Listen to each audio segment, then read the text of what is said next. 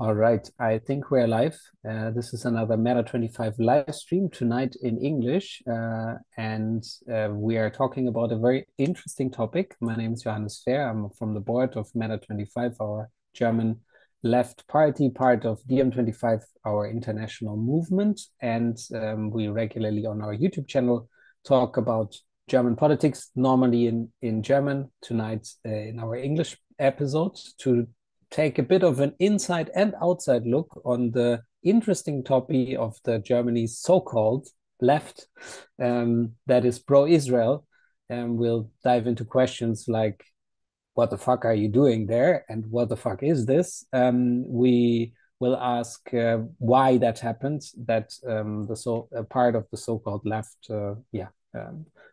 positioned themselves like this. And I'm really, really happy to have two guests tonight, which is Yuval Gal Cohen from the Jewish Israeli descent in Leipzig, and Udi Ras from the Jewish Voice for Just Peace in the Middle East. Really happy to discuss this with both of you tonight, and would ask you to also introduce yourself very shortly to the audience. And the audience, you out there, if you have any questions during the episode, please ask us so we can dive into all the things that you also want to share also with us. If you have any comments, please put them in the chat so we can react. Welcome, Udi. Thank you, How are you? Johannes. Well, according with relation to the general situation, I'm doing as well as things can be at the moment. I'm really excited to talk with you and with Yuval today, and I'm grateful that you hold the space in a situation, in a living reality where democratic spheres are shrinking. So it's so precious that we got the opportunity to connect and to discuss things publicly within the belly of the beast here in Germany. Thank you, Udi, and also welcome, Yuval. You're in Leipzig, correct? I am. I am in Leipzig at the moment at my home. Also, very much sharing these feelings, especially in the past 2 weeks. Just kind of you're doing as much as well as you can, kind of. Um, and yeah, excited to be here. Excited to talk about this phenomenon. It's called Anti-Deutsch. And maybe you can, for the start, I think it would be good for especially those that maybe watch from the international level and have a lot of questions regarding the title. If you could share a bit your personal stories, both of you, how you arrived here and how you actually encountered this so-called part of the left in Germany that is surprisingly pro-Israel. Yuval, you want to go on? Yeah, I can go. I can go first. Well, I'm gonna start by saying that I'm an anti-Zionist Israeli Jew, co-founded Yid, Jüdisch-Israelischer Descent, because we kind of realized that meeting this concept of anti-Deutsch and finding it very weird, regardless whether you're on the spectrum of being radically anti-Zionist or just coming out of just being a random Tel Avivian that is moving to Germany. This is something that is a collective experience of like, what the fuck? And I've been activist most of my life. As a teenager, growing up, I didn't go to the military, refused to go to the military. So it's important to me to bring this kind of like this background. Moving to Germany 5 years ago, moving to Leipzig, kind of have to fight the fight here as well. And surprisingly realizing that the people who were supposed to kind of be my allies are not. And we actually don't share the same values of equality and human rights for all, and even just being anti-war in this moment, right? And my first interaction with anti-Ds was actually not in Leipzig. It was before I even moved to Leipzig and realized what a hive I've moved into. Um, I took part in the Hambacher forest. Their very successful struggle against the deforestation of the forest. Um, and I remember sitting with this one person that I met there, and we've been talking and sharing our backgrounds, where we come from. And of course, I'm me, so I tell them my story and my view. And of course, as a leftist activist, and back then also within Israeli society, like I am not the same person that I was 5 years ago, but with the words that I had, even back then, with the words that I had, talking about the occupation, talking about the injustices that exist where I come from, he looked at me after and he said, you know, if you say that too loud, people will call you anti-Semitic. And that was the first time that I'm like, wait, what? It's first of all, I thought it was, well, it is a real global agreement. Palestine is eventually a global agreement of a struggle that is right, a struggle that is needed. An old struggle didn't start yesterday, right? Did not start on the 7th of October. Obviously, this was a conversation topic before, and this was something that people fought for before. But that was just this welcome to the German sphere of talking about things. Um, so that was my kind of my first interaction of like, oh, maybe the people who fight my fight are actually not, they either don't get it or they don't want to get it. Um, and um, what started as feeling just like very quite discomfort. Um, yeah, and like and moving to Leipzig here, really experiencing not only witnessing the power that anti-Deutsch have culturally in the city, and how it's systematically being used to silence Palestinians, or even more. Like I think in the last few years, Leipzig has been very much more vocal about Palestine, thanks to Handala, the Palestinian group here, and thanks to people who actually like do the work and bring it to the front. Um, but it's before that, it's almost people ignored the fact that they had Palestinians in their town, like that we live among Palestinian refugees, um, and and yeah, so I'm going to it's just been the natural path of standing with Palestinians wherever they are, uh, because obviously it's not just moving out of Israeli of 48. It's not only to not actively participate um, in the occupation, um, but yeah, it's seeing the positions of power here in the system around me here, and also working um, against them or with them in a way. Um, so this kind of what emerged, um, what made us starting Yid, because we, unlike Jüdische Stimme, they are doing an amazing job. Um, we are a group of Israelis that we, for the record, each and every one of us have very complicated relationship with this term also. And we're in a constant debate with ourselves on this name for that as identity. But we are all a group of Israelis that were activists against the occupation, apartheid, and now, of course, against the genocide. Uh, we all come from that place of being anti-Zionist activists, coming to Germany and realizing that we're not only silenced back where we come from, but we are silenced here. And with the layer of weaponizing anti-Semitism, suddenly we're not only Israelis, we're Israelis, we're Jewish because we see other people talking on our behalf um, as as yeah, as if they don't want to acknowledge at all the reality on the ground. Um,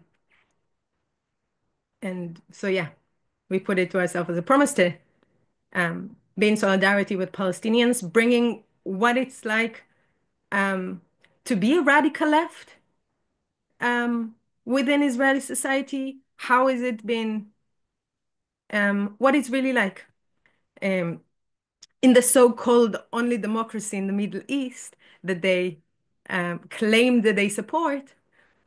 We bring our experiences that we actually come from a place that is inherently fascist and inherently racist, and what it means to actually stand against it and fight it. And I'm gonna close my segment now and give it to Udi. Yes, Yuval, thank you. Over to you, Udi. Thank you, Johannes. It's so interesting to listen to Yuval because the experiences that Yuval shares and Yuval brings in voices of other self-identifying Jews into this conversation resonate also with my own experience. Living as a Jewish, self-identifying Jew in Germany means something very specific, and it's different in its essence than the experience of living as a self-identifying Jew in the context of Palestine, on the land of Palestine, governed by the so-called State of Israel. In the context of Palestine, Jewish self-identification means belonging to the hegemonic, the ruling race, let's say, or a social group. While in the context of Germany, it means belonging to a subcategory of whiteness, in best case, and in the same time that you are being included, your experience as a self-identifying Jew is completely neglected by those who wish to make policy for you, so to say. But there is something that is quite overlapping in the fact that you find within the so-called left here in Germany individuals who, nevertheless, 17 months into an ongoing genocide, still support the genocidal state of Israel. And you will find also the same phenomenon in the context of Palestine, where self-identifying Jew would still wave the Israeli flag and go on the street, calling for the replacement of war criminal Netanyahu and with other war criminals into power. So, you know, the governing discourse does not concern Palestinians in either cases. And it also not concerns really the question of what does it mean to be Jew in a post-World War II world. Because if we think about the legacies that we inherited from our sisters, brothers, siblings who were murdered during the Second World War, we would have said that legacies like the German Basic Law, like democracy, like human rights, like international law, we have to acknowledge that all those legacies were written, among others, also with the blood of more than 6 million European and North African Jews. And it's quite telling that those specifically here in Germany who consider themselves left are so willing to give up all those legacies, making it clear that their policy making is really not informed by the atrocities their parents or grandparents or great-grandparents have committed. They inform the policies, or what informs their policies are their own supremacists' desire, or their own wish to once again feel superior in relation to others. And what allows them to do so is the ideology of Zionism. We can delve more into this topic perhaps as we go during the conversation, but you asked specifically about experiences that I had with anti-Germans, let's say. And, you know, if we believe German politicians, then we should assume that Neukölln should be a no-go area for Jews, for example. I feel that Neukölln, for me, in Berlin, is one of the safest places at the moment, precisely as a marginalized group, as a member of a marginalized group. But there are some places in Neukölln that are indeed no-go areas for Jews. And one of them is the so-called Beisel. Beisel is a bar of anti-Germans. I will give you just one example. In 2023, in September 2023, 1 month before the beginning of the genocide, together with other self-identifying Jews, as they spoke about themselves publicly in the room, we attended an event that called itself Mythos Israel 1948. In this event, the speakers insisted that the Nakba is nothing else but a collection of myths, and they basically laid open the interpretation of why the Nakba should be considered as a myth at best, or ignored altogether.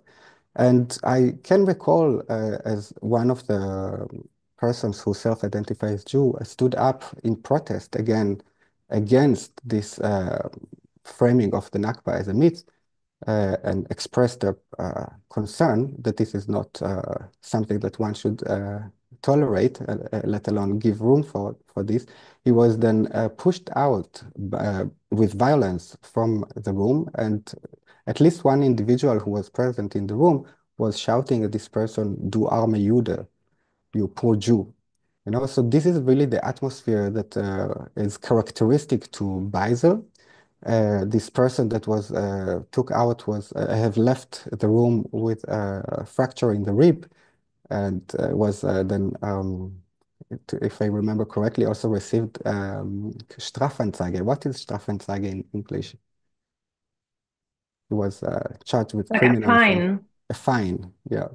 So this is the experience of self-identifying Jews in specific places. In Neukölln, Beisel is of course only one minor example, let's say, but quite telling, quite symptomatic to how this discourse in general works. On the one hand, those places claim to be places where Jews should feel most comfortable, but rarely the Jews are actually asked what are our needs, what we wish for ourselves, how we perceive the world in general.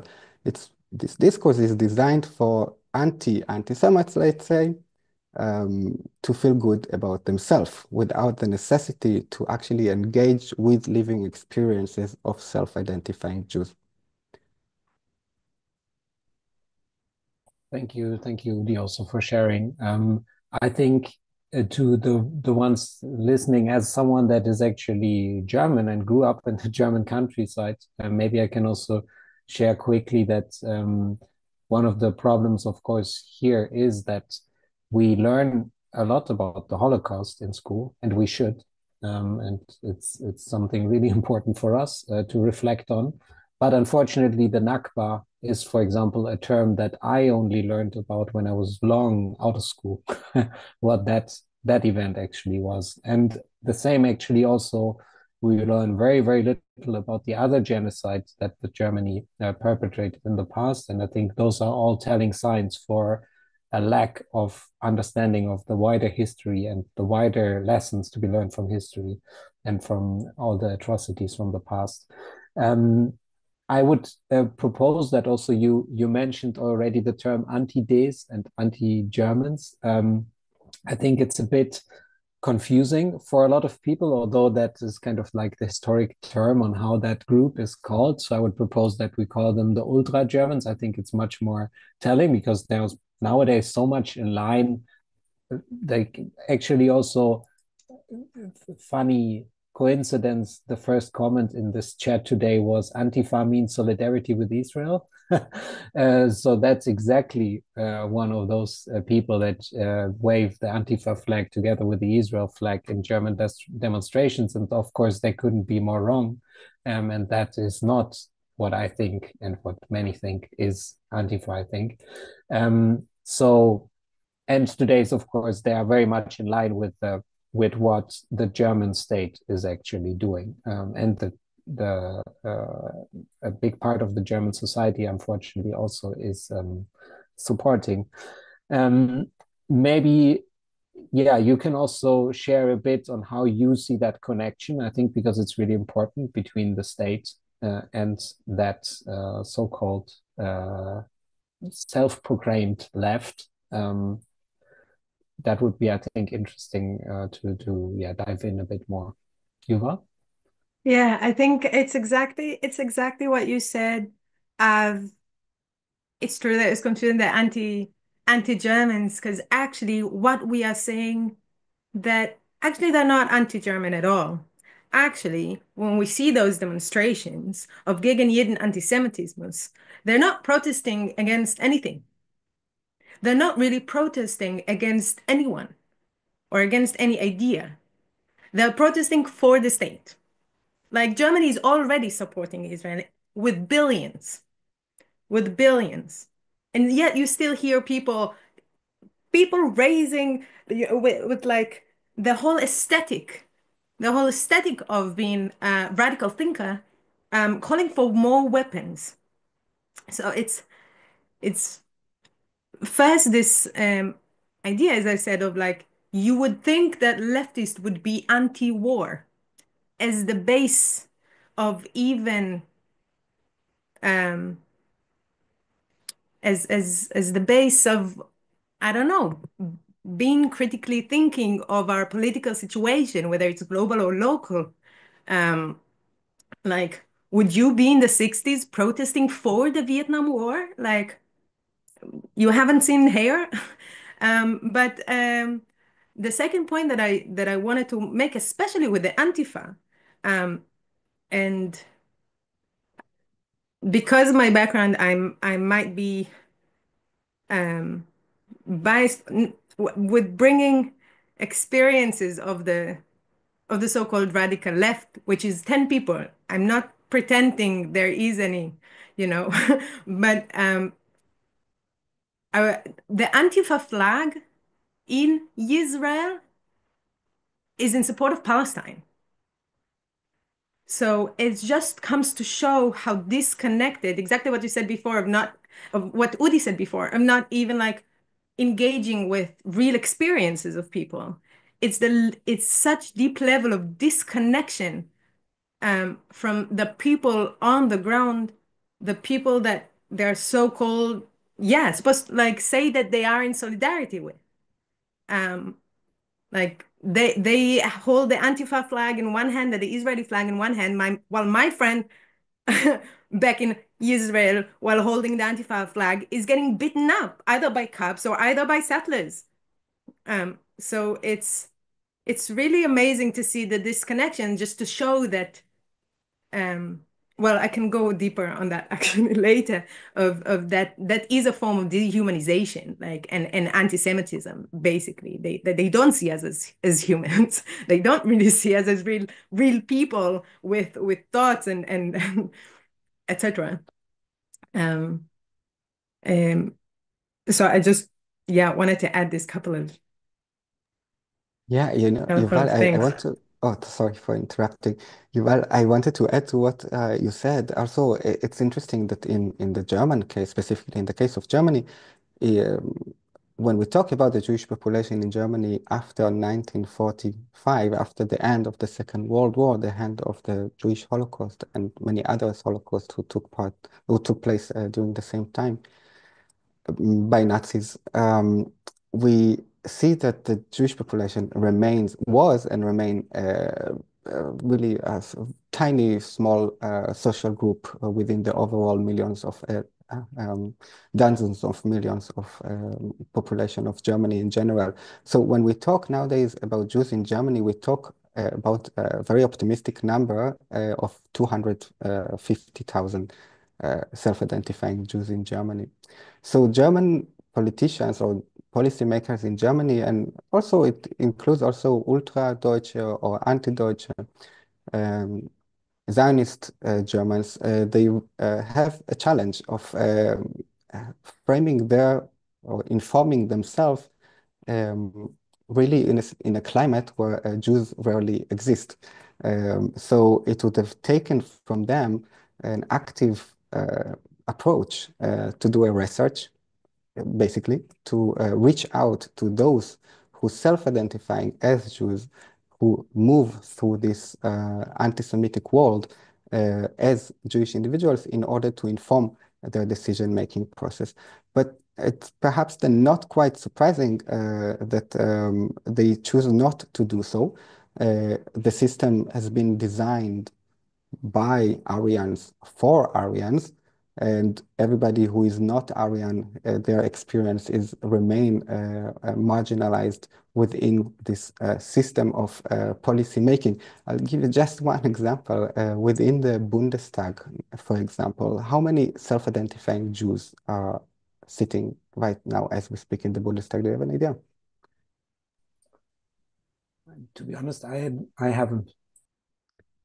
So the thing is that none of them self-identify as Jew, and this is the case not only in the current legislation period, but also in the former one under Olaf Scholz, and the former one with Angela Merkel, and the Angela Merkel ruling before that. So we see more than a decade as anti-Semitism becomes a phenomenon that allegedly concerns those in power so deeply. And policy making around anti-Semitism is increasing, actually also while violating the very basic German law. It's quite telling the Jews are not really part of this discussion. And whenever we do raise a voice, whenever we speak up, those who are in power will point at us, call us anti-Semites, self-hating Jews, and subject us to boycott, divestment, sanctions, state repression, police brutality, and so on and so on. Thank you. Yeah, that is actually also something that I didn't know. So thanks for sharing some really telling facts also in our stream.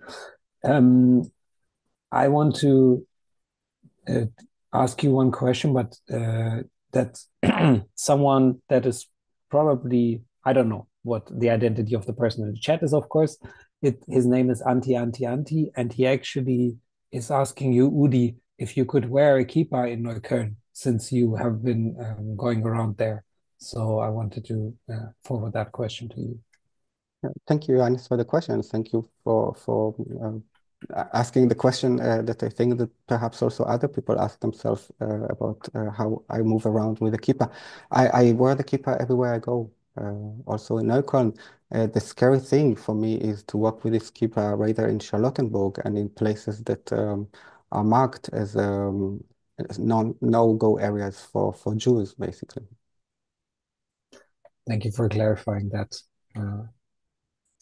Okay, I think, Yuval, did you want to add something? Because I wanted to say something about you mentioned the education system and what we are learning. And I think this is a massive, massive part of it. I mean, we're going into that before we even read the history of the Ultradeutsche, but I think especially the education system is a massive part of it because they do teach a lot about the Holocaust, but they wouldn't teach about the system that allowed the Holocaust to happen. And what is resulting of that is that fixation on one group of victims. And then nie wieder is jetzt is actually dog whistle to only specifically nie wieder for Juden, like only for Jews. Kind of forgetting the fact that first of all, like throughout history and the Holocaust, the survival of Jews, despite the Holocaust and despite what is happening, always happened in solidarity with other marginalized people, which the Ultradeutsch and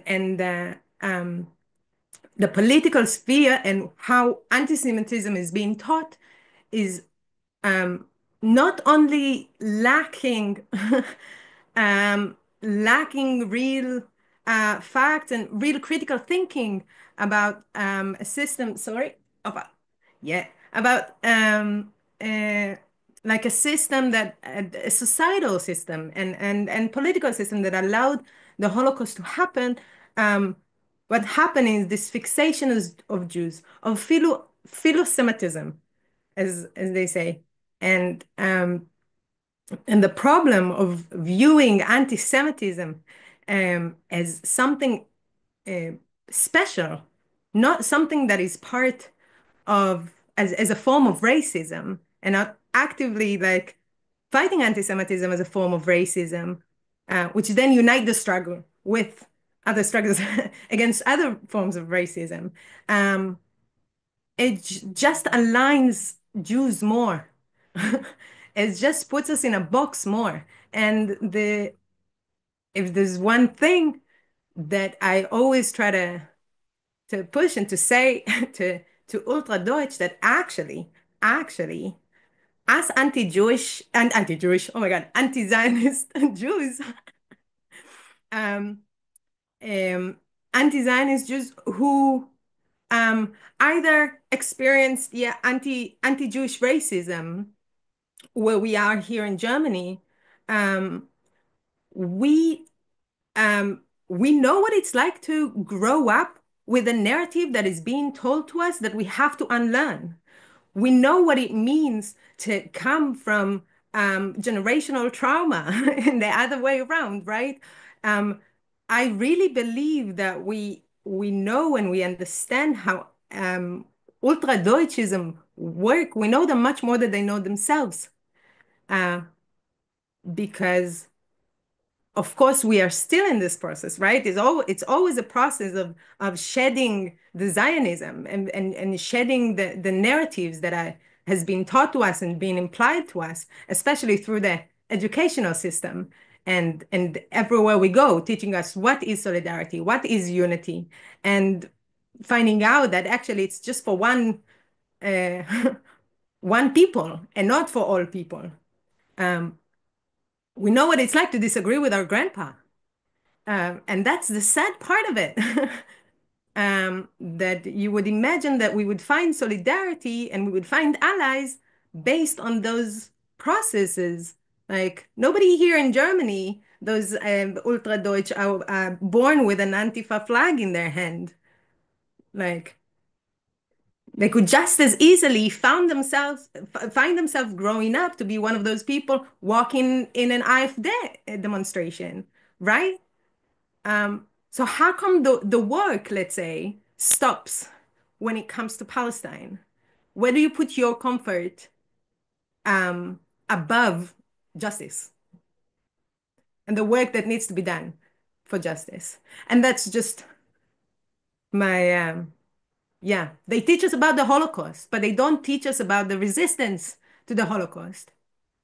They don't teach us about the different collaborations that have done in the name of resisting human slaughter. And a genocide. And instead of having the opportunity to really actively resist, do what their grandpa could not have done, they choose to stay in that lane, in this false lane, very harmful lane. And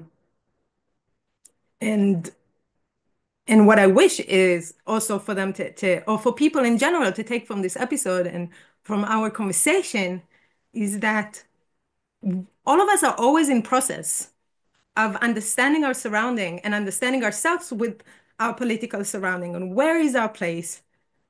And if we find ourselves talking about anti-Semitism, but there's no Jews around, then maybe we're not having the right conversation.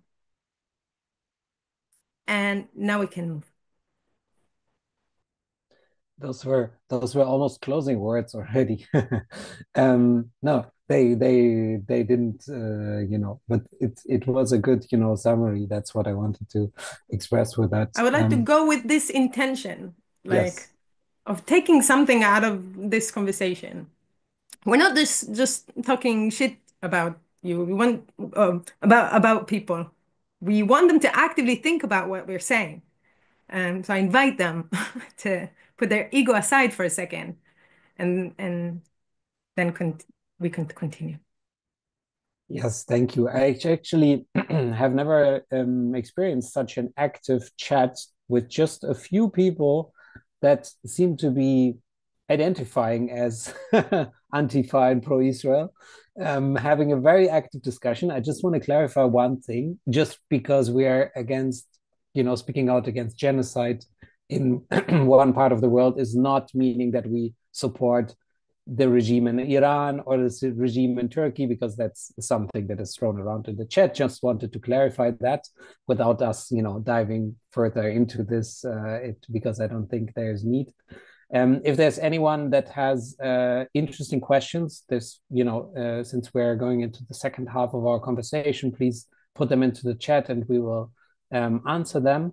Yes, Johannes, over to you, sorry, Udi. just like shortly, maybe it's a good opportunity to ask the anti-Ultra-Orthodox that are with us in the chat. Maybe they, for the second part, they could still invite their other anti-German friends. I think it's so essentially important that they finally get the opportunity to listen to two self-identifying Jews who live in contemporary Germany. Yeah, I think that's a good invitation. Also, a lot of comments help, of course, the stream to be spread. So thank you also in that regard. Yeah, maybe we can talk a bit on how that's I think, which is a big problem that the German left. I think we need to also maybe talk about that part of the German left that is just silent, because there's also that part that just don't want to touch this complicated topic, and what it actually means, yeah, for the German left being so isolated in that regard from the international left, which has a much more clear position, and which makes the German left very small. And that is something that needs to change, because especially in this country, with our history, we actually need a very strong left, especially with the current developments that we're seeing all around us. Yeah. Can I actually correct Yes. this one thing? For I sure. have a thing with that, especially in our country.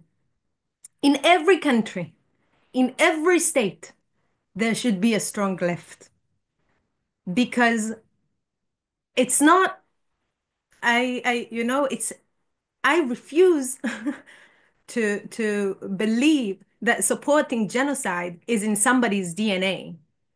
Like, so and I really think that yes, in Germany and with our German context, of course, it's incredibly important for us to be loud, but it's really for every state. It's really for every country, because every country and every state and every nation has the potential to be, um, you know, it, taking into account geopolitics and all this stuff. But like, I think everybody has the potential to be fascist. Everybody. Everybody also has the potential to be anti-fascist. So just this um, doing this exception of Germany because of his in every place, because Germany is part of the world, and and that, well, we're going to talk about it later, but the part of the German left versus the global left, and how we have those demonstrations against the international left wrong, and to so I just wanted to give into context this concept of, especially in Germany, what do we mean by that? That's all. Yes, absolutely. I think what I meant, maybe to put a bit of nuance to the thought, is like that, in a country where fascism has been in power for a very long time. Yeah, but of course you're absolutely right, and thank you for adding that. Um,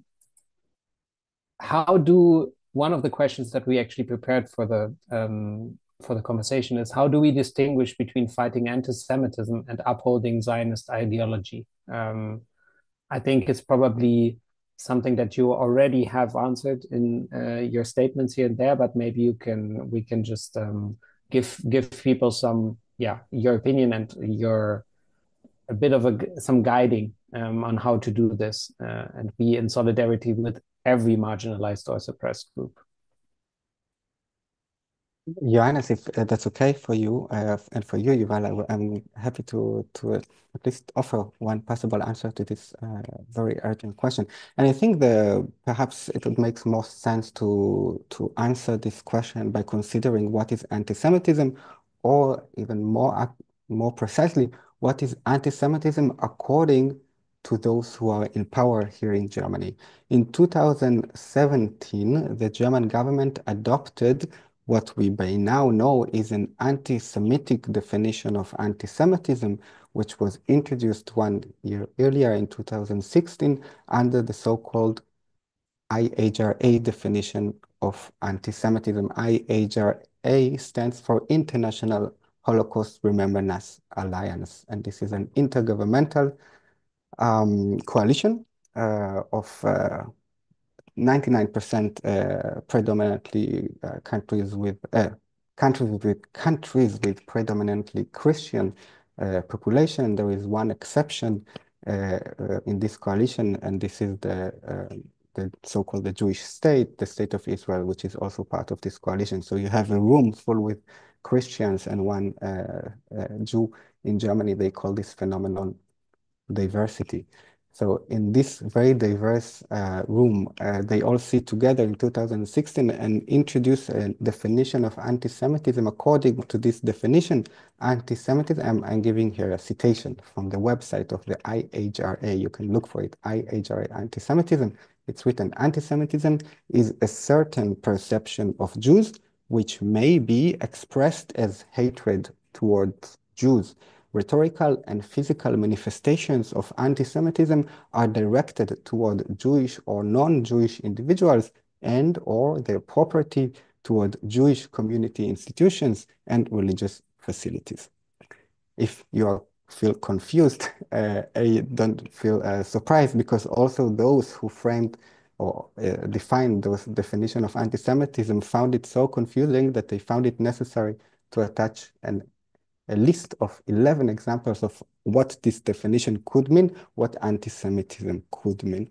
But, you know, I just want to draw your attention to the very simple fact that if we look already at the first sentence of the definition of anti-Semitism, which goes like, anti-Semitism is a certain perception of Jews which may be expressed as hatred towards Jews, we already noticed that there is something quite tricky in this formulation, because may, as we know, implies a possibility. So the second part of the sentence already implies an example. So if we leave this example outside of the sentence, we leave with the following definition of anti-Semitism. According to the IHRA, anti-Semitism is a certain perception of Jews.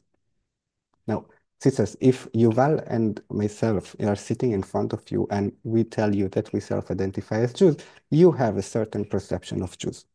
Is this anti-Semitic? Let's leave this question open for now. Then we realize that we really need to delve into the specific context of each case.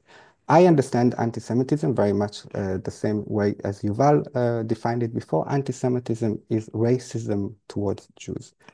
There was a moment in history which is still sustained under Zionist knowledge production, according to which Judaism is a signifier of an ethnic social group or racial social group. This is a phenomenon that you see within Nazi knowledge production and contemporary Zionist knowledge production, both in Palestine, within the framework of the State of Israel, in Germany, in the US, and in many other Zionist countries. So we have a really problem here with the definition of anti-Semitism that has been institutionalized by state institutions here in Germany, that makes anti-Semitism into a phenomenon that is simply too complicated. And they like to say, So they would rather not even start dealing with this. The only institution that is in charge of defining what is anti-Semitism or not is the state of Israel from the perspective of those who are in power here in Germany.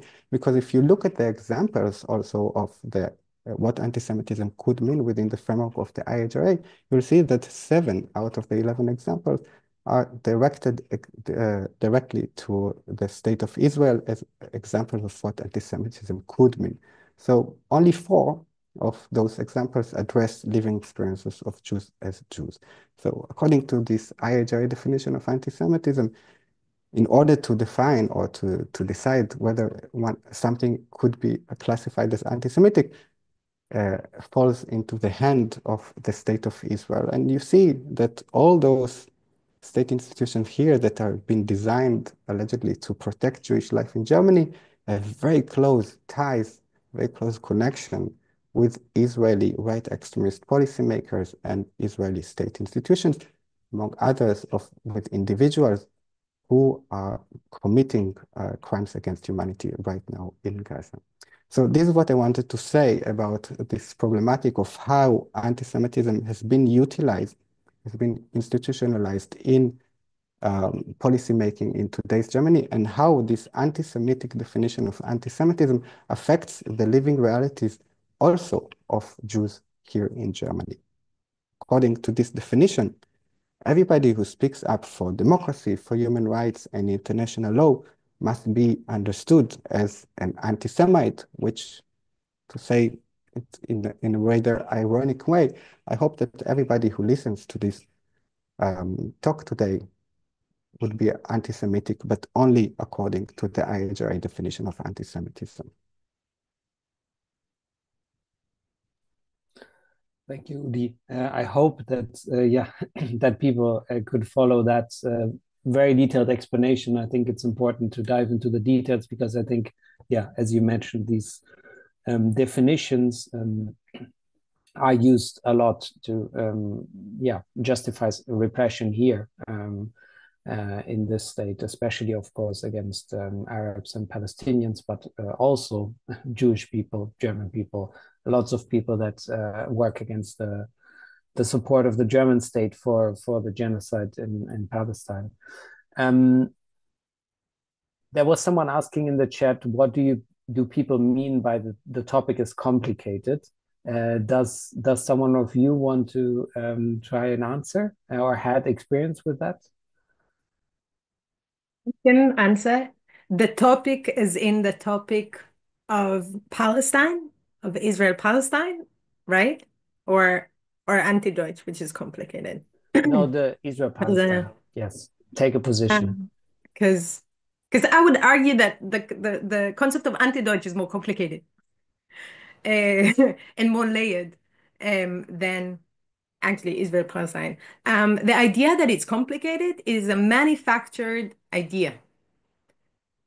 If you really look at what is happening, what has happened, under no, if you put some kind of standard to your values of displacing people and not letting them go back to their home, can we agree this is unacceptable no matter what? Taking over lands, um, um, uh, erasing cultures, um, and in the last 18 months as well, literally killing more than 60 women on a daily basis on average. Can we agree that this is not very complicated, that this is unacceptable from the beginning, no matter what excuse or reason will be brought? So once you recognize that and you don't compromise, it's really that simple. Because a lot of the time, I mean, it's very on purpose that people will see it as very complicated because as Jews, we come with a lot of baggage. We have a lot of baggage, and we see that baggage um, literally crushing not only us but other people. And and the only reason it feels complicated is because we've been told that it's complicated. In reality, it's a very textbook um, um, textbook case of settler colonialism. It's very 101 generational trauma being weaponized and being abused by a third bigger power. Um, it's really a text definition uh, of taking of capitalizing over somebody else's suffering. I would even say, because in the end of the day, we say mif'al tzionut. It's a factory of Zionism in Hebrew. It's a Zionism factory, and a factory means to benefit financially from doing work, the Zionist work, which is taking over land, taking over the demographic, um, and no matter what somebody else is going through, can we agree that it is not okay to uh, project it and to put it on somebody else? And I'm very much purposely talking with these kind of wordings of almost talking to a child, uh, because it's really as simple as this. No matter under what circumstances, 750,000 people should have not been expelled. Um, so if we look from, remember, this happened, and it's not only if they took this agreement or not took this agreement or this or that.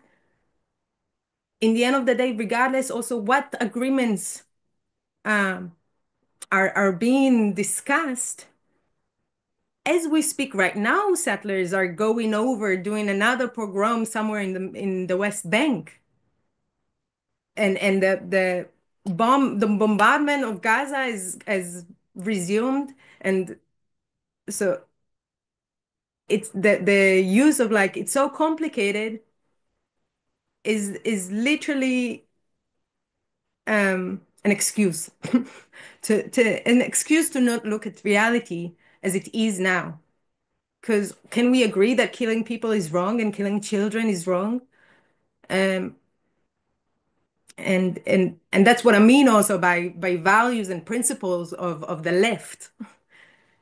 Because based on my personal experience, I found myself in those different struggles where I was, the different struggles of within Israeli society that I just proves why the concept of ethno-state, of Jewish state, just don't work and would never work.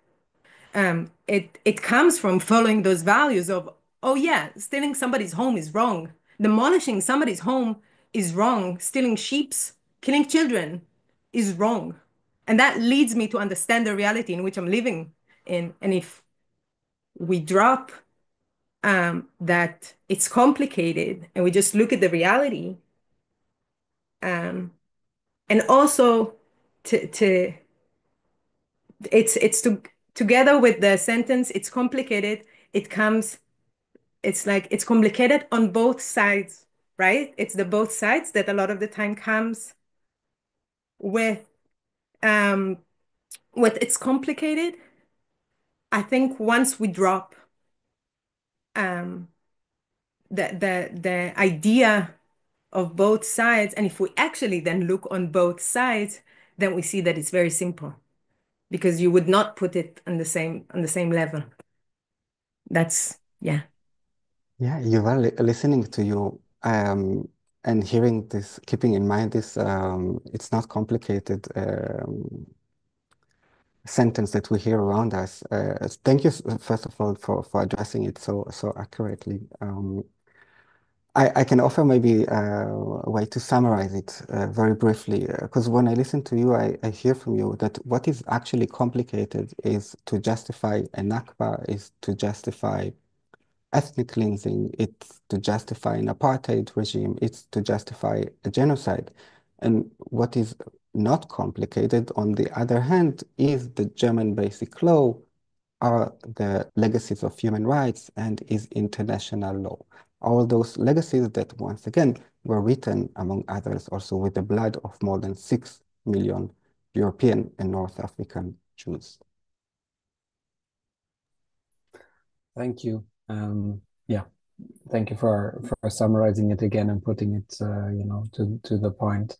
Thank you both for sharing so much your views. As we are coming to the end of the stream tonight, do you have anything else that you wanted to mention, that you wanted to share? Do you have a message maybe also for the people that still feel it's complicated, that self-identify as leftist in Germany but are not speaking out? I would be interested to, yeah, for you to share anything else and anything else that you, of course, want to still leave with the audience. I Udi, am yes. happy to go first, and you know what crosses my mind is this very powerful experiences of going on the streets here in Berlin, but also in other places in Germany. I've seen that. We go on the street year by year, week by week, month by month, year by year, doing the bare minimum one can do, show solidarity with our siblings who are being subjected to an ongoing genocide since more than 17 months. And you see with you on the street, as you go on the street, the most diverse group of people you can ever imagine. And this is really a gift that Gaza gave us. Gaza taught us to finally see how we are all connected, how different struggles are connected to each other and entangled with each other. And when we call for the liberation of Palestine from Zionism, we also call for the liberation of Judaism from Zionism. And we call for, and we see and we show solidarity also with our siblings in Congo and in Sudan and in Kashmir and in Papua and in Myanmar and in Mexico and in so many other places around the world, places that are affected by a system that is based on racism, is based on exploitive capitalism and climate injustice, all those phenomena that are very much entangled with each other. So when we say that the liberation of Palestine from Zionism is also the liberation of Judaism from Zionism, we say we include in this context also a long list of other struggles that are entangled with Palestine. Palestine becomes a symptom of a deeply sick ruling system that we are finally address as such. Thank you, Udi. Yuval, do you want to add something? Yeah, great words. Great words. I think you really touched also on the one thing. I wish we could go even more deeper into the history of the anti-Deutsch, because it's a generational thing, and maybe we can do even another episode, because I think it is something that is that the Palestine is really uncovering layers, I feel, of how societies are built and manufactured, and in the psyche, in the mental, in the emotional also. Why do I feel emotion to this group of people but not to this group of people? How was it shaped? So I find this topic and this processes of where humans can find themselves very fascinating. Um, um, I wanted to add to your point of the real diversity that you feel, because one of the things that a lot of the time the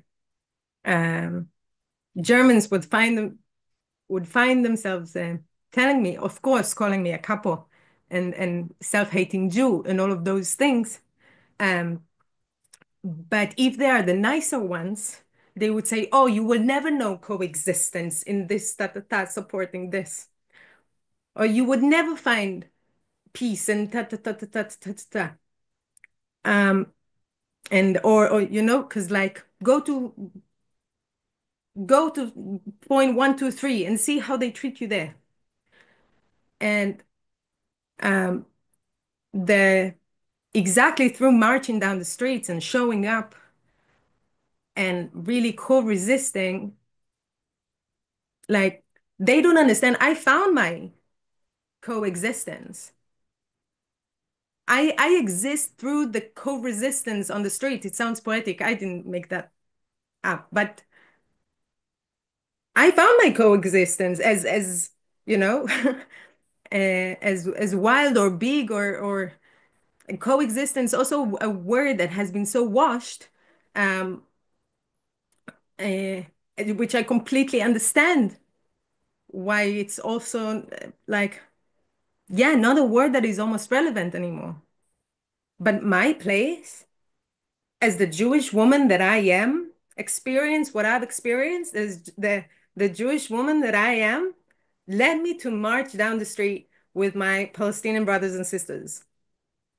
And this is where I feel comfortable. And this is my, like, I found this connection, and it's through solidarity. You're the ones that actually did not find that and dove into nationalism, fake nationalism as well, because it's not like they can show up their own nationalism, right? Like German flag has a very specific connotation, but if I can wave the Israeli flag but do the same things, nobody would notice that I'm a bigot, actually.